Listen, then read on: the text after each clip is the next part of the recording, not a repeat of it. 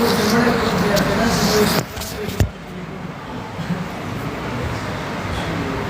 اللہ الرحمن الرحیم اللہم انفعنا بما علمتنا وعلمنا ما ينفعنا اللہم الہمنا مراشد امورنا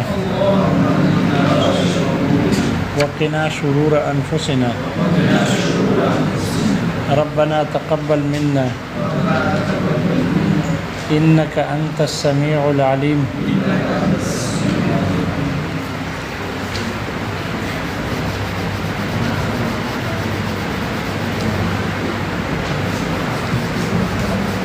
وجوہ فاسدہ میں سے پانچویں وجہ فاسد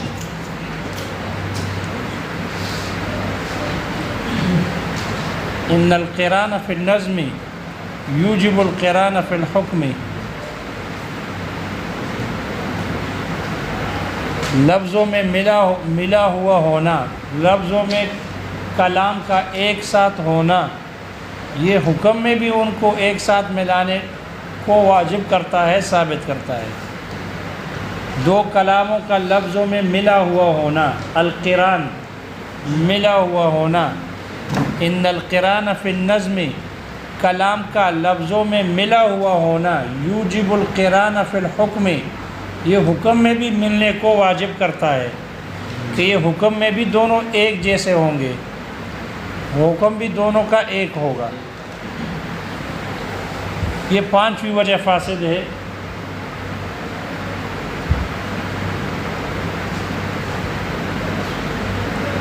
جن کی نسبت امام مالک رحمہ اللہ کی طرف کی گئی ہے کہ امام مالک رحمہ اللہ اس کے قائل ہے کہ اگر کہیں کلام کے درمیان میں واو عاطفہ آ جائے اور واو عاطفہ کے ذریعے سے دو کلاموں کو ملایا جائے تو پھر ان کے درمیان یہ وہ چونکہ حکم میں شرکت کے لیے آتا ہے، عطف آتا ہے اس بات کے لیے کہ اس میں دونوں کلاموں میں حکم کو ثابت کیا جائے، تو حکم میں شرکت کرنے کے لیے وہ عاطفہ آتا ہے ایک کلام کو دوسرے کلام کے ساتھ ملانے کے لیے۔ لہذا امام مالک رحمہ اللہ کی طرف منسوب ہے، وہ فرماتے ہیں کہ جب دو کلاموں کو حرف عطف کے ساتھ ملایا جائے تو پھر یہ دونوں ان میں حکم میں بھی شرکت ثابت ہوگی۔ وہ عاطفہ کا تقاضا یہ ہے کہ ان کا حکم بھی ایک ہو، اس لیے کہ کلاموں کے درمیان جب کلام دو یا تین آ جائے تو ان کے درمیان مناسبت کی رعایت کرنا یہ شرط ہے، ان دونوں کے درمیان مناسبت کی رعایت کرنا شرط ہے۔ لہذا پہلے کلام کا جو حکم ہوگا دوسرے کا بھی وہی حکم ہوگا، اس لیے کہ ان القران فی النظم یوجب القران فی الحکم لفظوں میں ان کا ملنا یہ حکم میں بھی ان کے ملنے کو ثابت کرتا ہے۔ چونکہ لفظوں میں ملے ہوئے ہیں تو حکم بھی دونوں کا ایک ہوگا، حکم بھی دونوں کا ایک ہوگا۔ اس لیے کہ جملوں کے درمیان مناسبت ضروری ہے، ایسا نہیں ہو سکتا کہ ایک جملے کا حکم نفی میں ہو اور دوسرے کا اس بات میں ہو، ایسا نہیں ہو سکتا، اس لیے کہ وہ عاطفہ کے ذریعے سے ان کا عطف کیا گیا تو پھر ان کے درمیان مناسبت کی رعایت کرنا یہ شرط ہوگی۔ یہی وجہ ہے اسی سے استدلال کرتے ہوئے امام مالک رحمہ اللہ نے فرمایا کہ اللہ تعالیٰ کا فرمان ہے اقیموا الصلاۃ وآتوا الزکاۃ۔ اقیموا الصلاۃ الگ جملہ ہے، کامل جملہ ہے، اور وآتوا الزکاۃ کامل جملہ ہے، درمیان میں وہ عاطفہ آ گیا، اس واو نے جملہ اولا کو جملہ ثانیہ کے ساتھ ملا دیا۔ جب لفظوں میں ملایا ہے تو پھر حکم میں بھی ملانا ضروری ہے، اس لیے جیسے اقیموا الصلاۃ سے اس حکم نماز کا قائم کرنا یہ نابالغ پر فرض نہیں، مکلف نہیں، تو جیسے نابالغ پر نماز فرض نہیں، وآتوا الزکاۃ بھی اس کے ساتھ مل گیا، معلوم ہوا کہ اس پر زکوٰۃ بھی فرض نہیں، اس پر زکوٰۃ بھی فرض ہے۔ تو اسی سے استدلال کرتے ہوئے فرماتے ہیں کہ نابالغ ہو یا مجنون ہو، جیسے ان پر نماز نہیں، ان پر زکوٰۃ بھی نہیں، اس لیے کہ زکوٰۃ کو ملایا گیا، وآتوا الزکوٰۃ جملے کو اقیموا الصلاۃ کے ساتھ ملایا گیا، تو جب نماز نہیں ہوگی تو زکوٰۃ بھی نہیں ہوگی۔ بالغ پر، عاقل بالغ پر نماز فرض ہے تو اس پر زکوٰۃ بھی فرض ہے۔ استدلال سمجھ میں آ گیا ان کا؟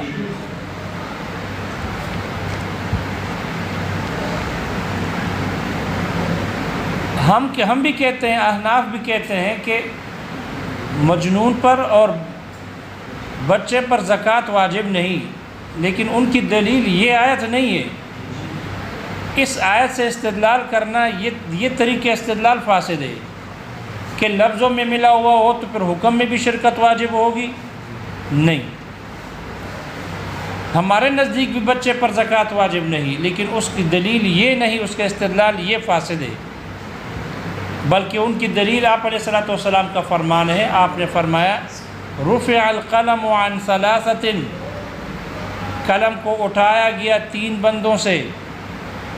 عن النائم حتی یستیقظ،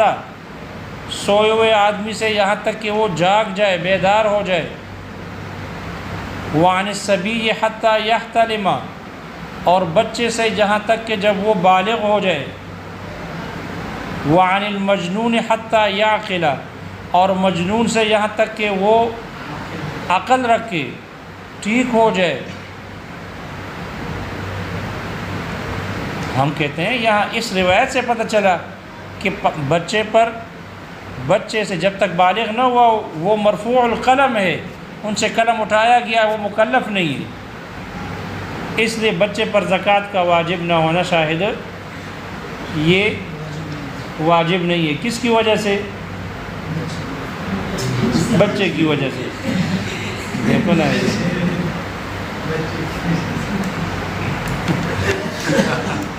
یہ سویا ہوا تھا، اب سارا جنید نیند وہاں نہیں کی اور یہاں بھی سارا چارج کر رہے ہو اپنے آپ کو، تو ایسا نہ کرو۔ اس لیے احناف بھی کہتے ہیں بچے پر زکوٰۃ نہیں ہے، لیکن اس کی دلیل آپ علیہ الصلوۃ والسلام کا یہ فرمان ہے۔ امام یہ جو نسبت کی گئی ہے ان کی امام مالک رحمہ اللہ کی طرف، وہ ان کی دلیل استدلال کرتے ہیں،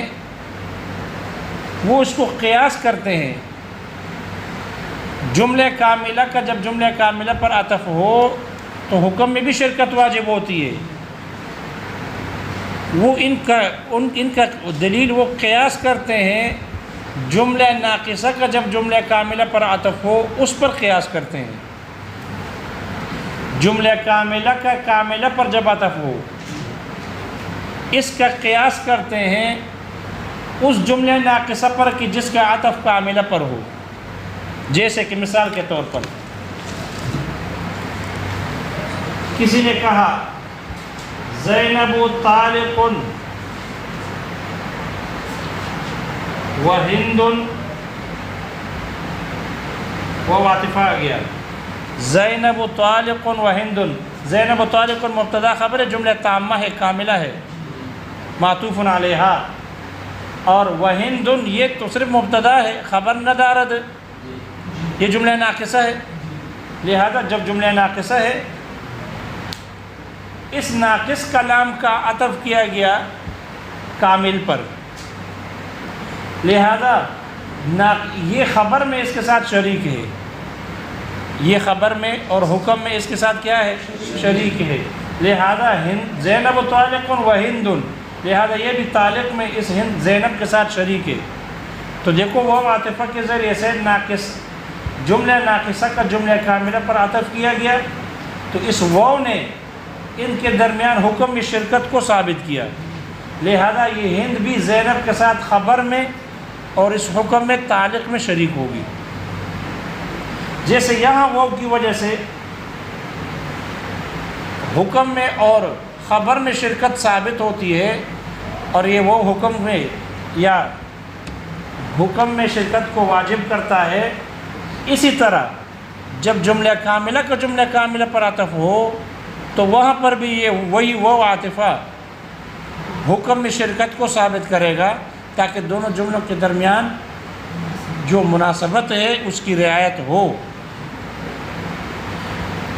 یہ ہے مقیس علیہ،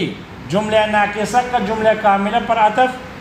یہ ہے مقیس علیہ اصل، اور جملہ کاملہ کا جب جملہ کاملہ پر عطف ہو، جیسے زینب طالق و ہند طالق، یہ ہے مقیس فرع، اس کو قیاس کیا گیا اس پر، اس کو قیاس کیا گیا اس پر قیاس کیا گیا۔ لہذا امام مالک رحمہ اللہ کی طرف یہ بات منسوب ہے، وہ فرماتے ہیں کہ جب جملہ ناقصہ میں یہ جو عطف کے بعد آ گیا ہے، یہ جیسے ماقبل والے جملے جملہ کاملہ کے ساتھ حکم میں شریک ہے اور خبر میں شریک ہے، تو اگر جملہ کاملہ کا جملہ کاملہ پر عطف ہو تو وہ بھی اس کے ساتھ حکم میں شریکت ہوگی، وہ عاطفہ کی وجہ سے۔ ان کی دلیل سمجھ میں آ گئی؟ وہ اس کو قیاس کرتے ہیں، کیا کرتے ہیں؟ قیاس کرتے ہیں۔ ہم کہتے ہیں یہ قیاس باطل ہے، فاسد ہے، آپ کا یہ قیاس فاسد ہے، یہ قیاس کیا ہے؟ فاسد ہے، اس لیے کہ یہاں جو جملہ ناقصہ کا جب جملہ کاملہ پر عطف ہو، زینب طالق و ہندن میں، ان میں جو ہند جو زینب و طالق کے ساتھ حکم میں شریک ہوتی ہے، یہ اس وجہ سے نہیں کہ وہ عاطفہ موجود ہے، بلکہ اس وجہ سے کہ یہ بغیر مبتدا بغیر خبر کے ہے، تو یہ خبر میں جملہ کاملہ کا محتاج ہے۔ ہندن یہ خبر میں، طالق میں جملہ کاملہ کا کیا ہے؟ محتاج ہے، اس وجہ سے یہ جملہ ناقصہ جملہ کاملہ کا حکم میں شریک ہوگا، حکم کے محتاج ہونے کی وجہ سے، کیونکہ یہ تو جملہ ناقصہ ہے، تو یہ ایسی چیز کا محتاج ہے کہ جس سے یہ ناقص کامل ہو جائے۔ یہ جملہ ناقصہ اس چیز کا محتاج ہے کہ جس سے یہ جملہ کاملہ کامل بن جائے، اور کامل ہوگا جب یہ خبر کا محتاج ہے، اس لیے جملہ ناقصہ جملہ کاملہ کے خبر میں محتاج ہونے کی وجہ سے اس کا یہ جملہ ناقصہ کاملہ کا حکم میں ان کے ساتھ شریک ہوگا۔ وہ یہ جملہ ناقصہ جملہ کاملہ کے ساتھ جو حکم میں شریک ہے اور خبر میں شریک ہے، وہ عاطفہ کی وجہ سے نہیں، بلکہ اس کے ناقص ہونے کی وجہ سے اور اس کا اس چیز کی طرف محتاج ہونے کی وجہ سے، جن کی یہ محتاج ہے، جن کے بغیر یہ پورا نہیں ہے، اور یہ خبر کے بغیر پورا نہیں ہے، اس لیے یہ خبر کے جو محتاج ہے، تو یہاں جو حکم میں شرکت ثابت ہو رہی ہے، محتاج جملہ ناقصہ کا کاملہ کے محتاج ہونے کی وجہ سے، خبر کے میں محتاج ہونے کی وجہ سے حکم میں شرکت ثابت ہوتی ہے، وہ کی وجہ سے نہیں ہے۔ جب یہاں وہ کی وجہ سے نہیں ہے، تو جب جملہ کاملہ کا جملہ کاملہ پر عطف ہو تو یہ تو ویسے ہی کامل ہے، لہذا یہ ماقبل والے جملے کے ساتھ حکم میں شریک نہیں ہوگی، اس لیے کہ یہ ذات کے اعتبار سے یہ جملہ معطوفہ، یہ جملہ معطوفہ یہ کامل ہے، معطوف علیہا کے محتاج ہے ہی نہیں۔ اس لیے جب کاملہ کا کاملہ پر عطف ہوگا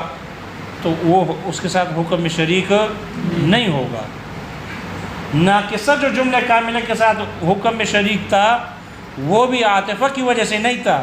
بلکہ محتاج ہونے کی وجہ سے تھا، خبر کے محتاج ہونے کی وجہ سے تھا۔ تو ان کا ماقبل کے ناقصہ کا ماقبل کے حکم میں شریک ہونے کی وجہ افتقار ہے، ان کا محتاج ہونا ہے خبر کا، نہ کہ وہ عاطفہ ہے، نہ کہ وہ عاطفہ ہے۔ جب یہاں وہ عاطفہ نہیں ہے تو جب کاملہ کا کاملہ پر عطف ہوگا تو یہ کاملہ تو کاملہ ہے، یہ تو ماقبل والے معطوف علیہا کے ساتھ کسی چیز کا محتاج نہیں ہے۔ جب نہیں ہے تو ہم کہیں پھر یہ نہیں کہہ سکتے کہ یہ جملہ کاملہ حکم میں بھی ماقبل والے جملے کے شریک ہوگا۔ اس لیے احناف کہتے ہیں آپ نے جو جملہ ناقصہ کو کاملہ پر، جملہ کاملہ کا کاملہ پر عطف اس کو قیاس کیا ناقصہ کا پر جب کاملہ پر عطف ہو، یہ قیاس فاسد ہے۔ یہ قیاس کیا ہے؟ فاسد۔ یہی وجہ ہے احناف کہتے ہیں کہ اگر کوئی شوہر اپنی بیوی کو یہ کہے ان دخلت الدار فانت طالق وعبدی حر وعبدی حر،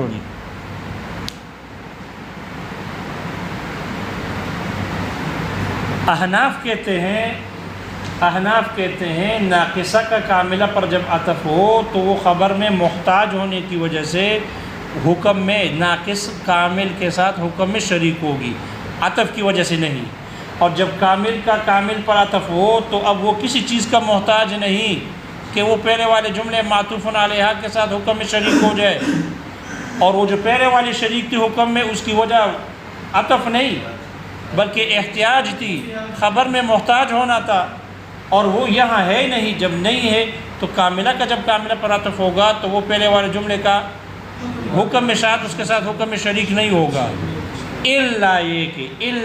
کہ وہ معطوف علیہ کامل ہونے کے باوجود بھی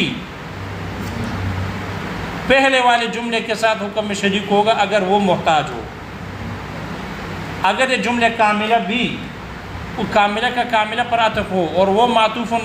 معطوفہ کاملہ ہو، لیکن اگر یہ بھی ماقبل والے جملے کے ساتھ اس پہ کسی حکم میں اگر محتاج ہوگی تو پھر یہ بھی اس کے ساتھ حکم میں شریک ہو جائے گی اگر یہ کاملہ بھی محتاج ہوگی۔ جیسے کہ اگر معلق بشرط ہو جائے، کیا ہو جائے؟ اگر معلق بشرط ہو جائے تو اب جملہ کاملہ بھی تعلیق بشرط ہونے میں پہلے والے جملے کی محتاج ہو گئی۔ اب یہ جملہ کاملہ ہونے کے باوجود پہلے جملے کی تعلیق بشرط ہونے کی وجہ سے یہ جملہ بھی کیا ہو گئی؟ محتاج ہو گئی۔ اس لیے پھر یہ جملہ کاملہ حکم میں ماقبل والے جملے کے ساتھ معطوف علیہ کے ساتھ شریک ہو جائے گی، تعلیق بشرط میں محتاج ہونے کی وجہ سے۔ معلوم ہوا حکم میں شرکت کی جو علت اور سبب ہے، وجہ ہے، وہ احتیاج اور افتقار ہے، وہ حرف عطف نہیں ہے کہ ان القران فی النظم یوجب القران فی الحکم، تو یہاں قران تو ہے وہ عطف کی وجہ سے نہیں، احتیاج کی وجہ سے۔ یہ بات سمجھ میں آ گئی؟ صرف ایک صورت کا استثناء ہو گیا کہ جب کاملہ کا کاملہ پر عطف ہو اور یہ کاملہ ماقبل والے جملے کے ساتھ اگر کسی ایسی شے کے محتاج ہو جس میں پہلے والا جملہ محتاج ہے، یعنی تعلیق بالشرط میں، تو پھر یہ بھی پہلے والے جملے کا محتاج ہوگا۔ جیسے کہ اس مثال میں ہے ان دخلت الدار، شوہر نے بیوی کو کہا ان دخلت الدار، اگر تو گھر میں داخل ہو گئی، فانت طالق، تو تجھے طلاق ہے، وعبدی حر، اور میرا غلام آزاد۔ یہاں بظاہر شوہر کے اس فعل سے پتہ چلتا ہے، دیکھو انت طالق جملہ کاملہ ہے، وعبدی حر، اور یہ بھی جملہ کاملہ ہے، تو کاملہ کا کاملہ پر عطف کیا گیا، وعبدی حر کا عطف فانت طالق پر ہے۔ یہ کاملہ ہونے کے باوجود پہلے والے جملے کا محتاج ہے تعلیق بالشرط ہونے میں۔ بظاہر شوہر کے مقصود بیوی کے طلاق کو اور غلام کی حریت کو معلق کرنا تھا دخول دار پر، اس لیے جملہ کاملہ کا کاملہ پر عطف کر دیا، جملہ کاملہ کو کاملہ پر کیا کر دیا؟ عطف کر دیا، اس لیے کہ شوہر کا مقصود دونوں کی بیوی کی طلاق اور غلام کی حریت دونوں کو معلق کرنا تھا دخول دار پر۔ اب دیکھو وعبد حر کاملہ ہے، لیکن پہلے والے جملے کے ساتھ حکم میں شریک ہے، اور وہ حکم ہے تعلیق بالشرط، تو کامل ہونے کے باوجود یہ پہلے والے جملے کے ساتھ حکم میں شریک ہے۔ کیوں؟ اس لیے کہ یہ بھی اس کے ساتھ